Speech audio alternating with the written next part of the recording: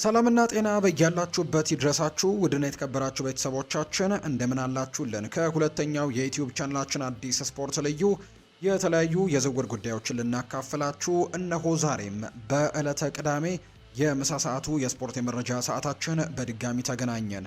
ስለምታደምጡን ስለምትከታተሉን ቆይታችሁ በሙሉ ከኛ ጋር ስለሆነ እጅጉን ከልብ አድርገን ነው የምናመሰግነው። በዛሬ ፕሮግራማችን ከምናነሳቸው ነጥቦች መካከል ትልልቆቹን ክለቦች የተመለከቱ በርከት ያሉ የዝውውር ጉዳዮችን ወደ እናንተ እያደረስን ቆይታን የምናደርግ ነው የሚሆነው። ፉአድ ባህሩ ፕሮግራሙን እየመራው ከእናንተ ጋር ቆይታን አደርጋለሁ። ማንቸስተር ዩናይትድ፣ አርሰናል፣ ቼልሲ፣ ሊቨርፑል፣ ማንቸስተር ሲቲን ጨምሮ ሌሎችም የአውሮፓ ታላላቅ ክለቦችን የተመለከቱ በርከት ያሉ የዝውውር ጉዳዮችን እንመለከታለን። እስከ ፕሮግራማችን ፍጻሜ ድረስ አብራችሁኝ እንድትቆዩ በአክብሮት ጋብዛለሁ። ለቻናላችን አዲስ ከሆናችሁ ሰብስክራይብ ማድረጋችሁን አትርሱ። እስከ ፕሮግራማችን ፍጻሜ ከኛ ጋር እንድትቆዩን በአክብሮት ጋብዛለሁ። ከመሸጋገሪያ በኋላ ተመልሰን እንገናኛለን። አብራችሁኝ ቆዩ።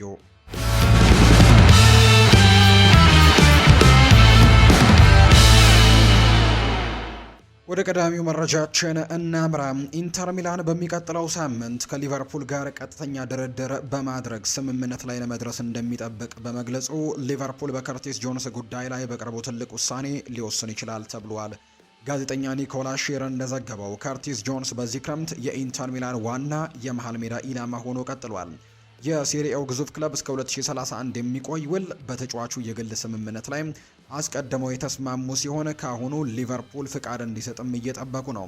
ይህም በሊቨርፑል ላይ ጫናን ይፈጥራል። ከርቲስ ጆንስ የክለቡ ውጤትም የሆነ የአካዳሚ የመጣም እናም በቅርብ ዓመታትም አስፈላጊ ብቃቶችን ያሳየ ተጫዋች ነው። ነገር ግን በተለይም የውል ስምምነቱ አሁን ላይ ወደሱ ደረጃ በመግባቱ የወደፊት እጣ ፈንታውን አጠያቂ አድርጎታል። ኢንተር ሚላን ለተወሰነ ጊዜ ሲከታተሉት ቆይተዋል። ዘጋርዲያን ቀደም ሲል እንደዘገበው ጣሊያናዊው ክለብም ከርቲስ ጆንስን የሊቨርፑል ውል የመጨረሻ ዓመት ውስጥም በመግባቱ ፍላጎታቸውን ለማደስም ዝግጁ እንደሆኑ እየተነገረ ነው። ይህ በእንዲህ እንዳለም የመረጃ ምንጩ እንደዘገበው የኢንተር የመጀመሪያ የመግዣ ዋጋ ወደ 20 ሚሊዮን ዩሮ የነበረ ሲሆን ይህም ከሊቨርፑል የዋጋ ግምትም በታች ነበር። ሊቨርፑል ወደ 35 ሚሊዮን ፓውንድ የሚጠጋ ገንዘብን እንደሚፈልጉ ይታመናል። ይህም የሚጠበቅ ነው። ከርቲስ ጆንስ ገና 25 ዓመቱ ብቻ ነው። የፕሪሚየር ሊግና የአውሮፓ ውድድር ልምድ አለው። እናም በቡድን ደግሞ ምዝገባ ረገድም እንደ ዋና ያለው የሀገር ውስጥ ተጫዋችም ይቆጠራል ተብሎ ነው የሚታሰበው። የቀድሞው የሊቨርፑል አሰልጣኝ የርገን ክሎፕ ከርቲስ ጆንስ እጅግ ተሰጥኦ ያለው ተጫዋች ሲሉ ከዚህ በፊት አሞካሽተውት እንደሚያውቁ ጭምር ነው በርካቶች የሚያነሱት። ስለዚህም አሁን ላይ ይህንን ተጫዋችም ሊቨርፑሎች የሚለቁበት እድል በጣም ሰፊ እንደሆነ እየተነገረ ነው። ለሊቨርፑል አስቸጋሪው ነገር ሚዛኑን መጠበቅ ነው። አዲሱ አሰልጣኝ አንዶኒ ኢራኦላ አሁን ላይም ከከርቲስ ጆንስን የሚያሰናብቱ ከሆነና በቡድኑ ላይ ደግሞ በመቅረጽ ላይ ያሉ ሲሆን ተጨማሪ የዝውውር ድጋፎችንም ማድረግ ይፈልጋሉ። ከርቲስ ጆንስ ቁልፍ ሚናም እንደሚኖረው ዋስትና ካልተሰጠው በኋላ ላይ በነጻ የመልቀቅ እድሉን ከመጋለጥ ይልቅ አሁን ላይ ገንዘብ ማግኘቱ የፋይናንሻል ትርጉምም ይኖረዋል ተብሎ ነው የሚታሰበው። ጆንስ ቁልፍ ሚና እንደሚኖረው ዋስትና ሊሰጠው ይገባል። ነገር ግን እሱን መሸጥ ክለቡን የሚረዳና በመሃል ሜዳ ላይ ተለዋዋጭነትን የሚሰጥ ተጫዋችን ያስወግድበታል ተብሎ ነው የሚታሰበው። ስለዚህ ይህንን ነገርም ማሰብ ይኖርባቸዋል። ነገር ግን እሱን መሸጥ ክለቡን የሚረዳ እንዲሁ ሌሎች አጋዥ ተጫዋቾችን የሚያመጡበት ከሆነ ግን ሊያደርጉት እንደሚችሉ ይነገራል። ስለዚህም ይህ ስምምነት እንደ ቀላል የትርፍ ዕድል ሊታይ አይገባውም። ኢንተር ሚላን እየገፋ ነው። የግል ስምምነቶችም እንደተደረሱ ተዘግቧል። እናም ሊቨርፑል ምላሽ ብቻ ነው የሚቀረው። ቀጣዩ ድርድሩም ከአካዳሚ የመጣውና ለረጅም ጊዜ በክለቡ የቆየው ተጫዋችን ወደ ጣሊያን ምዕራፍም ልንመለከት የምንችልበትን ድልም ሰፊ እንደሆነ ነው እየተገለጸ የሚገኘው። አርሰናል ለአዲስ የግራ ክንፍ አጥቂ የሚደረገውን ፍለጋ እያፋጠነ እንደሆነ የመረጃ ምንጮቹ እየገለጹ ይገኛሉ። የአስተን ቪላው ኮከብ ሞርጋን ሮጀርስ በዚህ ክረምትም ከዋና ዋና ኢላማዎች አንዱ ሆኖ ብቅ ብሏል። ስካይ ስፖርት እንደዘገበው ከሆነ ሚኬል አርቴታ በአጥቂ ክፍሉ ላይ ተጨማሪ ጥራቶችንም ለመጨመር ፍላጎት እንዳለው የሚያሳዩ መረጃዎች አሉ። ፍጥነትን፣ ጉልበትን፣ ያልተጠበቁ እንቅስቃሴዎችን ለመጨመር ይፈልጋል አርሰናል። በእንግሊዛዊው ኢንተርናሽናል ተጫዋች ላይም ፍላጎታቸው እየጨመረ እንደመጣ ነው የመረጃ ምንጮቹ የሚጠቁሙት። ተጨማሪ ጥራት ያላቸው አጥቂዎችን በኤምሬትስ የወደፊት እጣ ፈንታቸውም እርግጠኛ ባልሆነበት ሁኔታ ላይ ደጋፊዎቹ ወዲያውኑ ለመወዳደር የሚያስችል ሌላ የክንፍ አጥቂን ይፈልጋሉ ተብሎ ይታመናል። አስተን ቪላዎች ለቻምፒየንስ ሊጉ ማለፋቸው ተጫዋቹን ለመሸጥ ያለውን በር ሙሉ ለሙሉ ይዘጋል ተብሎም አይጠበቅም። አስተን ቪላዎች ለቻምፒየንስ ሊግ ማለፋቸው ተጫዋቹን ለመሸጥም እንግዲህ ለመሞከርም እድሉን ይሰጣቸዋል ተብሎ ይታሰባል። ስካይ ስፖርት እንደዘገበው ሮጀርስ እስከ 2031 የሚቆይ የረጅም ጊዜ ውል ቢፈርምም የሚድላንዱ ክለብ አሁንም በ80 ሚሊዮን ፓውንድ አካባቢ ለሚቀርቡ ጥያቄዎችም ዝግጁ እንደሆነ እየተነገረ ነው። አርሰናል በዚህ ፉክክር ብቻውን አይደለም። ቸልሲና ማንቸስተር ዩናይትድ ፍላጎት ስላላቸው ቪላ ዋጋውን በተመለከተ በጽኑ መቆም ይችላል ተብሎ ይታሰባል። ለአርሰናል ይህ አስቸጋሪ ጥያቄን ይፈጥራል። በፕሪሚየር ሊጉ ብቃቱ በተረጋገጠ አጥቂ ላይ ከፍተኛ ወጪዎችን ያደርጋሉ ወይንስ ደግሞ በሌላ ቦታ ላይ የተሻለ አማራጭ ይኖራቸዋል ይፈልጋሉ የሚለውን በቀጣይ እንመለከተዋለን።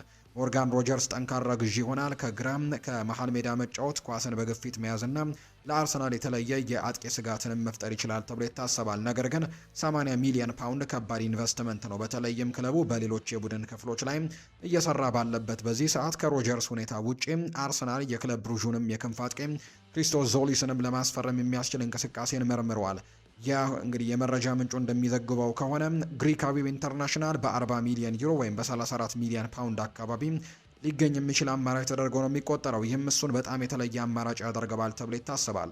ዞሊስ ርካሽ ነው። በፕሪሚየር ሊጉም ያለው ልምድም ትንሽ ዝቅተኛ ቢሆንም በቤልጅየም ካሳየው ምርጥ ብቃት ጋር ውጤታማ ከሆነ በኋላ ግን በራስ የመተማመን ስሜት የተሞላበት እንቅስቃሴን ሊያደርግ ይችላል ተብሎ ይታሰባል። የአርሰናል የግራ ክንፍ እቅድም ተለዋዋጭ ይመስላል። ሮጀርስ ታላቅ ግዢ ሲሆን ዞሊስ ደግሞ ብልህና ኢኮኖሚያዊ ምንጭም ሊሆን እንደሚችል ነው የሚታመነው። ውሳኔው አርቴታ በፕሪሚየር ሊጉ ብቃቱን ያረጋገጠ ጥራት ያለው ምን ያክል እንደሚፈልግ ላይም የተመሰረተ ሊሆን እንደሚችል የሚያሳዩ መረጃዎችን በትልቁ እየተመለከትን እንደምንገኝ ነው ዘገባዎች እየጠቆሙ የሚገኙት። የኤንዞ ፈርናንዴዝ ዘመን እንግዲህ የቸልሲው አማካይ ወደ ሪያል ማድሪድ ለማምራት ስላለው አቋም በቅርብ ጊዜ የተለያዩ መረጃዎችም እየወጡ ይገኛሉ። እድሉ ከተፈጠረ ቸልሲ በዚህ ክረምት ሌላ ትልቅ የዝውውር ታሪክም ሊያጋጥመው ይችላል። ኤንዞ ፈርናንዴዝ ወደ ሪያል ማድሪድ ለመዛወር መሱን ተዘግቧል። ጋዜጠኛ ማቴዎ ሞሬቶ እንደዘገበው አርጀንቲናዊው ኢንተርናሽናል ወደ ሳንቲያጎ ቤርናቢው ለማምራት እጅግ በጣም ጓግቷል። እናም በስፔኑ ግዙፍ ክለብም እንደ አንድ ሊፈርም የሚችል ተጫዋች ሆኖ ራሱን ማቅረቡን የቀጠለው እንደ ማቴዎ ሞሬቶ እንደጠቀሰው ከሆነም ይሄ ጥያቄም እንግዲህ ያስተጋባ ሲሆን ፈርናንዴዝ ራሱን በተደጋጋሚ ለማድሪድ እያቀረበ እንደሆነ ተገልጿል። ይህም ከተጫዋቹ የተወሰደ ጠንካራ አቋም ቢሆንም ሁኔታው እንደ ፍላጎትም ብቻ ቀላል አይደለም። ሪያል ማድሪድ ያደንቁታል፣ ነገር ግን በአሁኑ ወቅትም በገበያው ላይ ሌሎች ቅድሚያ የሚሰጧቸው ጉዳዮች አሏቸው። የስፔን እንደዘገበው ሪያል ማድሪድ የመሃል ሜዳ አማራጮችን እየተመለከተ ሲሆን ፈርናንዴዝ ከስምምነት ደረጃ ይልቅም በውስጥ ደግሞ ከተነሱት ስሞችም አንደኛው ነው። ቸልሲ አሁንም ጠንካራ ቦታ ላይ ነው። ፈርናንዴዝ ጥር 2023 ከቤኔፊካ በብሪቲሽ ሪከርድ የዝውውር ክፍያ ከደረሰ በኋላም የረጅም ጊዜ ውልም አስሮታል። ይህ ውልም ለሰማያዎቹ ቸልሲዎችም ትልቅ ጥቅምን ይሰጣል። ተጫዋቹ ምንም ይሁን ምን ማድሪድን ቢፈልግም ቸልሲ ዝቅተኛ ቅናሾችን መቀበል ወይም በድርድር መቻኮል አያስፈልገውም።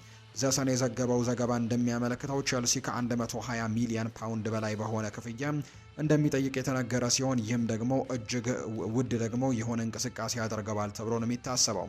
ከሪያል ማድሪድ አንጻር መጠበቅ ምክንያታዊ ነው። ማርኮ ኮሬያ ከቸልሲ ማስፈረምን ጨምሮ በዚህ ክረምትም ቀድሞውኑ ስራው ተጠምደዋል።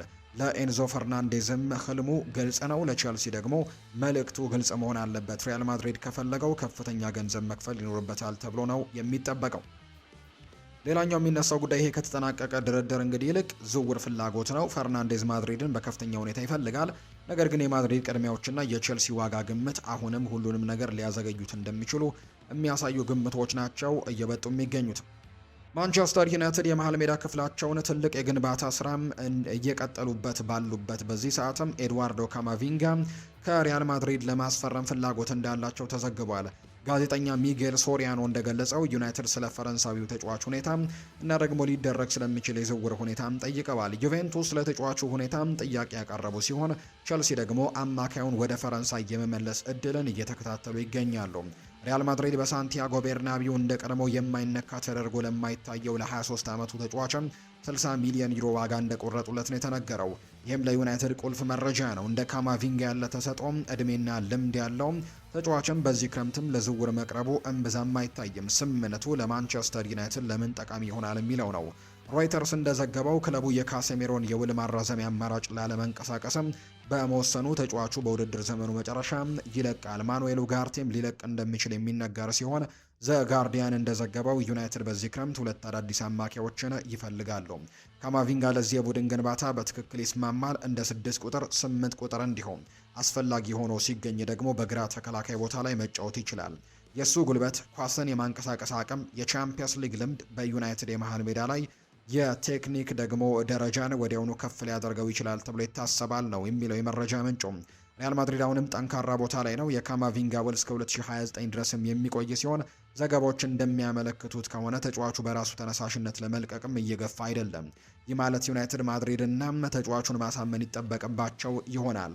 ሆኖም ግን ይህ እነሱ ሊሞክሩት የሚገባ የዝውውር እድል ነው። በ60 ሚሊዮን ዩሮ ካማቪንጋ ከዩናይትድ ሌሎች የመሃል ሜዳ ኢላማዎች ይልቅ በቀላሉ ሊገኝ የሚችል ይመስላል።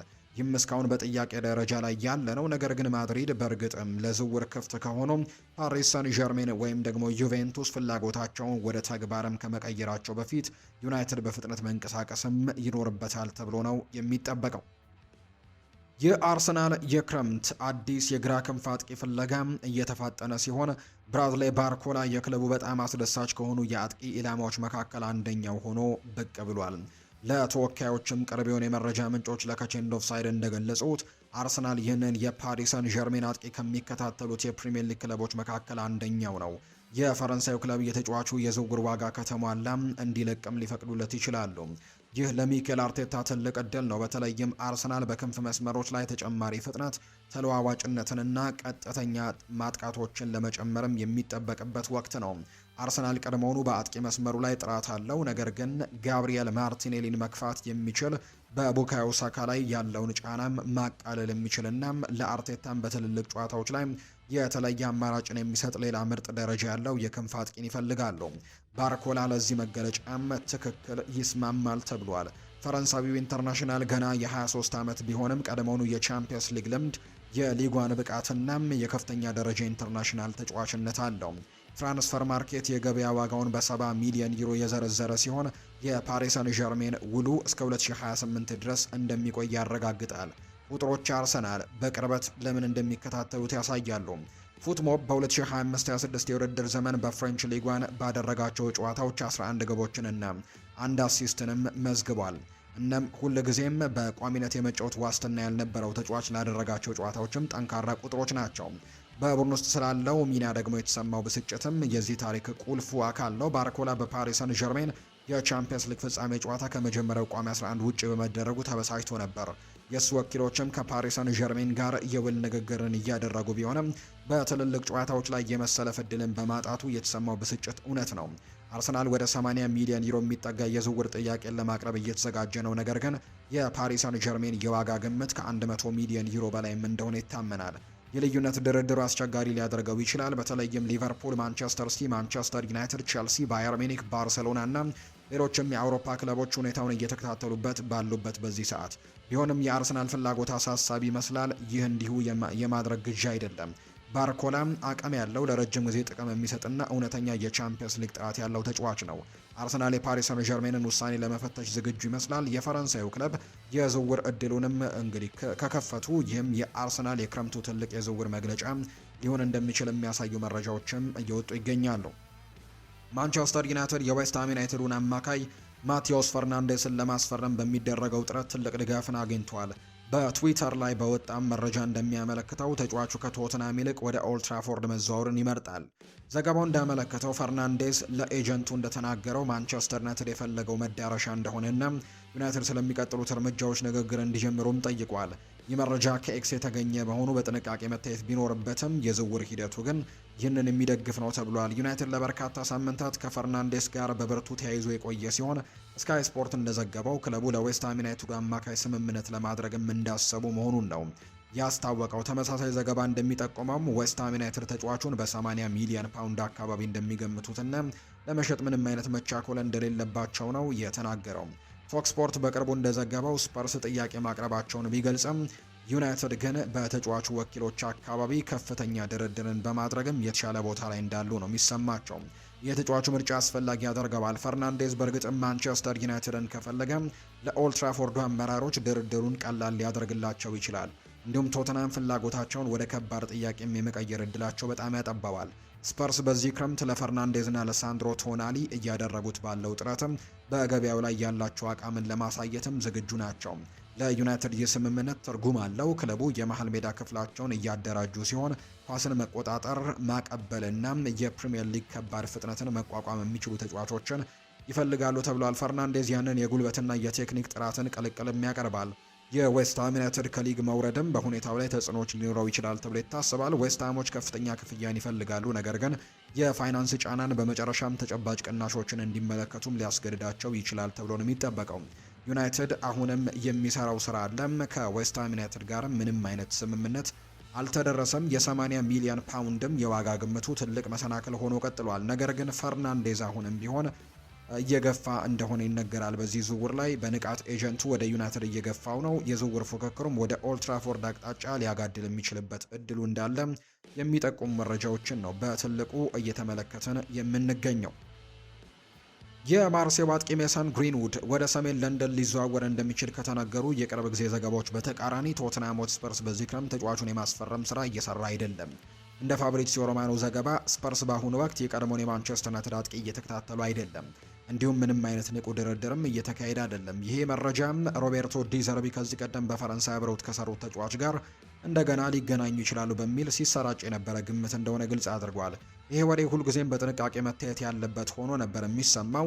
ቶትናም በዲዘርቢ ስራ አዲስ ፕሮጀክትን ለመገንባት እየሞከሩ ሲሆን የቅጥር ትኩረታቸው እንደዚህ አይነት ለሱ ደግሞና ውስብስብ ከሆኑ ዝውውሮች ይልቅ በመሃል ሜዳ ማጠናከሪያዎች፣ በተከላካይ ክፍል ማሻሻያዎችና በወጣት የረጅም ጊዜ ኢላማዎች ላይ ያተኮረ ይመስላል። ግንኙነት የተፈጠረውም በግሪንውድና በዲዘርቢ ትውውቅ ምክንያት ነው። ግሪንውድ በዲዘርቢና በማርሴይ ውጤታማ ጊዜን አሳልፈዋል። ይህም በጣሊያኑ አሰልጣኝ መምጣት ምክንያትም ቶተናም ዝውውሩን ሊፈጽሙ ይችላሉ የሚል ግምት እንዲፈጠር አድርጓል። ፎርፎርቱ ቀደም ሲል ዲዘርቢ የአጥቂውን የኳስ ችሎታ እንደሚያደንቁ ዘግቦ ነበር። ሆኖም ግን ከቀድሞ አሰልጣኝ የሚገኝ አድናቆት ሁልጊዜም ወደ ዝውውር እቅድ አይቀይረውም። የቶትናም አቋም ጽኑ ይመስላል። በአሁኑ ወቅት እየተሰራበት ያለ ምንም አይነት የዝውውር ነገር እንደሌለ ነው የተገለጸው። ይህም አስፈላጊ ነው፣ ምክንያቱም ስፐርስ መፍታት ያለባቸው ሌሎች በርካታ ጉዳዮች ስላሉት ነው። ክለቡ እንደ ማቴዎስ ፈርናንዴዝ እና ሳንድሮ ቶናሊ ካሉ አማካዮች ጋር ተያይዞ ሲነሳ ቆይቷል። እንዲሁም እንደ ሉካ ቮስኮቪች ያሉ ተጫዋቾችንም በሚመለከት የሚደረጉ የመከላከል ውሳኔዎችም የክረምቱ ትልቅ አጀንዳ አካል ይሆናሉ ተብሎ ይታሰባል።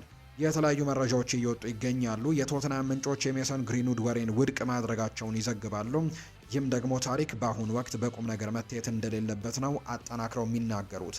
መልእክቱ ቀላል ነው። ቶትናም ግሪንውድን እየተከታተሉት እንዳልሆነ ነው የመረጃ ምንጩ ጨምሮ እየተናገረ የሚገኘው። ዲዘርቢ ተጫዋቹን በደንብ ሊያውቁት ይችላሉ፣ ነገር ግን የቶትናም የአሁኑ የዝውውር ስትራቴጂ ግን እየሄደ ያለው በተለየ አቅጣጫ እንደሆነ ነው የመረጃ ምንጩ ይፋ ያደረገው። ቶተንሃም የ45 ሚሊዮን ፓውንድ የመከላከል ክፍል ውሳኔን በመጠባበቅ ላይ ነው። የፕሪሚየር ሊጉ ክለብ አዲስ ጥያቄን አቅርበዋል። ብራይተን ኤንድ ሆቭ አልቢዮኖች አዲስ ጥያቄን ማቅረቡን ተከትሎ ቶተንሃም ሆትስፐርስ የወጣቱን የመሃል ተከላካይ ሉካ ቮስኮቪችን የወደፊት እጣ ፈንታ ላይ ትልቅ ውሳኔን መወሰናቸው እየተነገረ ነው። እንደ ፋብሪዚዮ ሮማኖ ዘገባ ከሆነ ብራይተን ተጨማሪ ክፍያዎችን አድኦንሶችን ጨምሮ ወደ 45 ሚሊዮን ፓውንድ የሚጠጋ አዲስ የዝውውር ጥያቄንም አቅርበዋል። ስፐርስ ለክሮኤሽያዊው ተከላካይ ቀደም ብለው የቀረቡለትን ሁለት ጥያቄዎች ውድቅ አድርገው የነበረ ቢሆንም ይሄ የተሻሻለ የዋጋ አቅርቦት ክለቡ ከባድ ውይይቶችን በውስጥ እንዲያደርግም ሊያስገድደው ይችላል ተብሎ ይታሰባል። የብራይተን ፍላጎት አዲስ አይደለም። ብራይተኖች ለበርካታ ቀናት ቮስኮቪችን ለማስፈረም እየገፉ ሲሆን ፎክስ ስፖርት ቀደም ብሎ እንደዘገበው ቶተንሃም ከሰሜን ለንደን ውጪ በውሰት በቆየበት ጊዜ አስደናቂ ብቃትን ካሳየ በኋላ የቀረበለትን ጥያቄም ውድቅ አድርጎት ነበር። የብራይተን እቅድን ለመረዳት ቀላል ነው። ሌሎች ክለቦች ሙሉ በሙሉ ከመወሰናቸው በፊት ተሰጥኦ ያላቸው ወጣት ክለቦችን በመለየት በአግባቡ በማሳደግና ወደ ዋናው ቡድን በማምጣት ወይም ደግሞ በከፍተኛ ትርፍ በመሸጥም ስምን ገንብተዋል። ቮስኮቪች ለዚህ ሞዴል በትክክል ይስማማል። ገና 19 ዓመት ወጣት ቢሆንም ቀድሞውኑ ከፍተኛ ደረጃ ያለው ተሞክሮ፣ ጥሩ የሰውነት ጥንካሬና ለተከላካይ የሚፈለግ ጠንካራ የቴክኒክ ብቃትም አለው። በሃምበርግ በውሰት የቆየበት ጊዜ ዝናውን ከፍ አድርጎታል። ስለዚህም እንደተዘገበው ከሆነ የብራይተን ቀደምት ፍላጎት የተነሳው በጀርመን በነበረው ጥሩ ብቃት ምክንያት እንደሆነም ነው የሚነገረው። ለቶትንሃም ይሄ ቀላል አዎ ወይም አይሆንም የሚባል አይነት ውሳኔ አይደለም። የሮቤርቶ ዲዘርቢ ቡድን ቀደም ሲል የመከላከል ክፍሉን ያጠናከረ ሲሆን ከብራይተን ዣን ፖል ቫን ሄክን ማስፈረማቸው አረጋግጠዋል። ይህም ለቡስኮቪች ደግሞ የመሰለፍ ዕድልን አስቸጋሪ ሊያደርግበት እንደሚችል ነው በርካቶች የሚያምኑት። ነገር ግን ለስፐርስ በትክክል ሳይጫወት እንደዚህ ያለ ደረጃ ያለውን ተከላካይ መሸጥ ከባድ ሪስክ አለው። በሌላ ቦታ ኮከብ ተጫዋች ቢሆንም ቶተንሃም በጣም ሊጸጸቱ ይችላሉ ተብሎ ይታሰባል። ብራይተን በብርቱ እየገፉ ነው። ስፐርስም የዋጋ አቅርቦቱን እያመዛዘኑ ነው።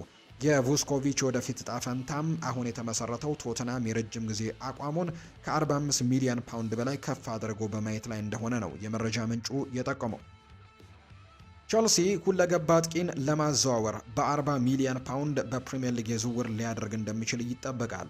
ቀድሞ የነበሩት የሰማያዊ ተከላካይ ዊሊያም ጋላስ የማንቸስተር ዩናይትድ አጥቂ ማርከስ ራሽፎርድ በቻቪ አሎንዞ ስር በደንብ ሊስማማ እንደሚችል በመግለጹ ቸልሲ ለራሽፎርድ ያልተጠበቀ እንቅስቃሴ ያደርግ ይሆን የሚሉ ጥያቄዎች በትልቁ እየተነሱ ነው። ባርሴሎና ተጫዋቹን በቋሚነት ለማዘዋወር የነበረው አማራጭን ላለማንቀሳቀስ መወሰኑን ተከትሎ የራሽፎርድ ወደፊት ዕጣ ፈንታ እርግጠኛ ባልሆነ ሁኔታ ውስጥ ነው የሚገኘው።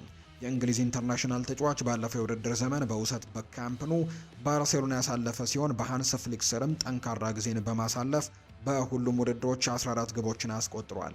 ሆኖም የካታላኑ ክለብ ስምምነቱን በ26 ሚሊዮን ፓውንድ አካባቢ በቋሚነት ለመፈጸም እድል ነበራቸው፣ ነገር ግን ላለመቀጠል ወስነዋል የሚል መረጃ ነው የወጣው። እንደ ባርሴሎና ዘገባ እንደ ባርሳ ብሉግራናስ ዘገባ ከሆነ ማንቸስተር ዩናይትዶች ከባርሴሎና ጋር ሌላ የውሰት ስምምነት ለመደራደር እቅዱ የላቸውም። ይህ ማለትም የራሽፎርድ ቀጣይ እርምጃ ምን እንደሚሆን ክፍት ሆኗል። ጋላስ ራሽፎርድ ከኦልትራፎርድ የሚለቅ ከሆነ ቸልሲ የተሻለም የፕሪምየር ሊግ መዳረሻ ሊሆን እንደሚችል ነው የሚያምነው።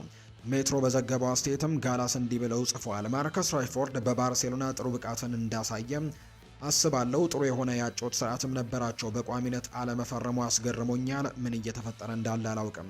ቸልሲ በሚጫወትበት ሁኔታ ሲታይ ደግሞ ለራሽፎርድ የተሻለ እንደሚሆንም እናገራለሁ ብለዋል። በባርሴሎና መቆየት እንደፈለገም እርግጠኛ ነኝ፣ ነገር ግን ያ አልሆነም። ወደ ፕሪምየር ሊጉ መመለስ ካለበት ወይም ደግሞ ምናልባትም እንደ ጣሊያን ወዳሉ ሌሎች ቦታዎችን መሄድ ካለበት የምናየው ይሆናል። ነገር ግን በቸልሲ ውስጥ ሲጫወትም እንደሚችል እገምታለሁ ብለዋል። ቸልሲ በቻቪ አሎንዞ ስር ፈጣንና ይበልጥም ደግሞ ቀጥተኛ የሆነ የአጥቂ ክፍል እየገነባ ስለሆነ ይህ አመለካከትም ማስደሳች ነው።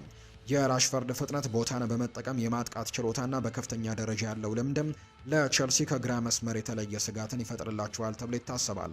ትልቁ የንግግር ነጥብ የተነገረው የመልቀቂያ ዋጋ ወይም ሪሊስ ክሎዝ ነው። ራሽፎርድ በማንቸስተር ዩናይትድ ውል ውስጥም የ40 ሚሊዮን ፓውንድ የመልቀቂያ ዋጋ አለው።